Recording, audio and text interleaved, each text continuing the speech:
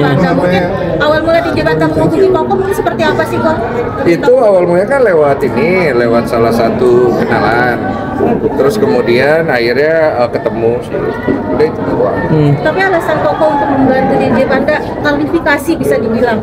Sebenarnya sih kalau dibilang membantu nggak juga ya, karena di situ kan gue cuma memberikan kesempatan beliau untuk menceritakan versi dia aja supaya bisa diselesaikan, narasi itu bisa diselesaikan di publik dengan baik ya. Karena isu seperti ini kan tidak bagus ya. Jangan sampai akhirnya malah menimbulkan polemik di masyarakat gitu. Dan butuh DJ Panda untuk membereskan itu aja sih sebenarnya. Dan bilang terlalu membela yang sebelah itu seperti apa? Sampai Membela apa kok? itu masalah perspektif aja sih sebenarnya. Kalau gue membela pihak sebelah, pasti gue juga nggak akan kasih tempat juga, dan juga gue nggak akan berusaha untuk membuat situasi di mana akhirnya orang bisa kasihan lah, berempati sama si DJ Panda.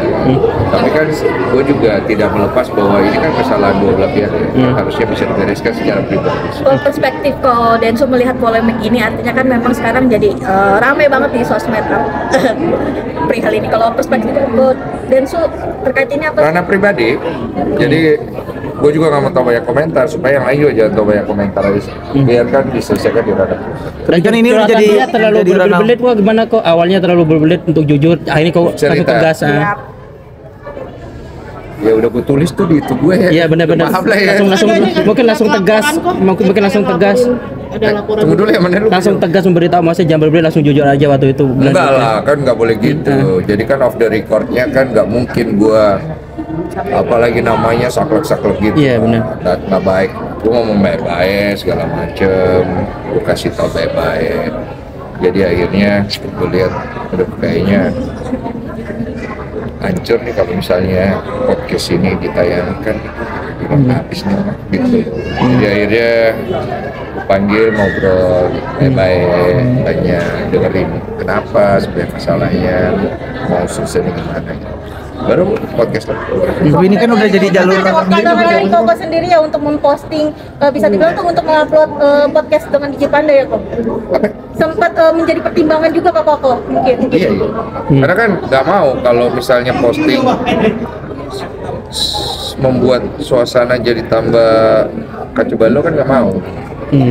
Tapi ini kan jadi bisa dibilang kan belak-belakan sampai dia mengaku bahwa benar dia mengancam Erika karena sakit hati melihat Erika dekat dengan DJ Brevin. Gimana nih kok ketika Koko mendengar hal tersebut kok kemarin?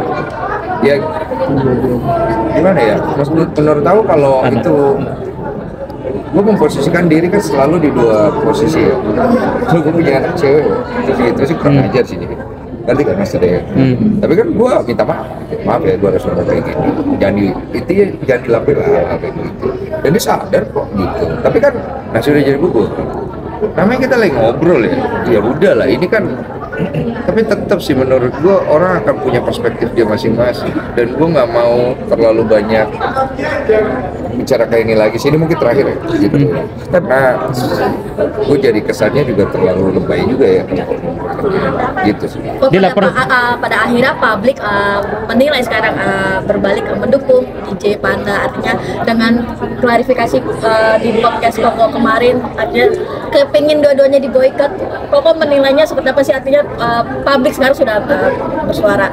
Kalau tanya saya ya, kalau tanya pendapat pribadi saya, dua-duanya salah, dua-duanya harus belajar membereskan.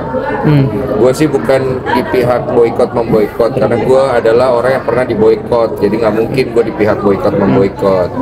Tapi kalau misalnya memang orang yang nggak mau berubah dan memang orang ini memang bermasalah, ya silakan netizen bereskan saja gitu. Saya juga nggak mau bantu. Dan jadi sosok yang damaiin orang, mungkin pasti ingin mendamaikan juga. Gue jadi gini, gue bikin podcast itu sebenarnya tujuannya adalah untuk penyelesaian. Tapi kan kadang-kadang tidak berjalan seperti itu. Tapi kan kita usahakan gitu loh.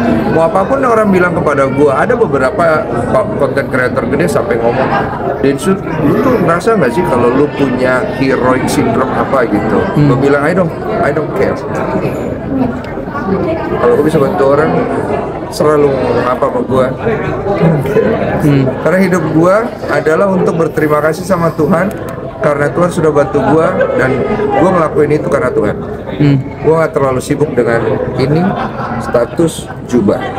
Gue sibuk dengan hati gue karena gue pengen bantu orang. Cuman gue belajar membantu orang, jangan sampai akhirnya gue malah kena masalah lebih jauh. Di Panda atau Erika nggak sih? DJ Trevi atau Erika nggak sih kok setelah podcast ini dengan DJ Panda kemarin? Enggak, terakhir itu aja gue. Pokoknya selesai di situ aja kalau versi gue mah. Apalagi kemarin kan DJ Panda sempat bilang ke kok minta bantuan nih buat nyampain ke pihak DJ Trevi dan juga Erika. Gimana tuh kok? Dia selesai. Dan menurut gue biar diselesaikan aja. Karena itu masalah pribadi. Kalau dibahas-bahas gini terus gak jadi pribadi dong. Jadi ini yang publik mulu ya kan. Situ kan pada seneng ya. Bisa aja. nama Natali juga ikut terseret kok. Gitu kok yang dilakukan sama Erika di Panda juga. Ini klaim. Nama Natali ikut terseret juga. Kok gimana kok? Kenapa semua kau tanya ke saya? Ya Udah, mungkin ada cukup itu aja. mengundang juga atau seperti apa? Iya boleh emang. Semoga semua mendapatkan kedamaian. Mohon maaf juga kalau saya tidak bisa maksimal juga dalam usaha saya, karena saya pasti kan punya perspektif sendiri, tapi pasti ada yang nggak setuju dan nggak suka. Saya mohon maaf. Pokoknya jadi di Sumatera.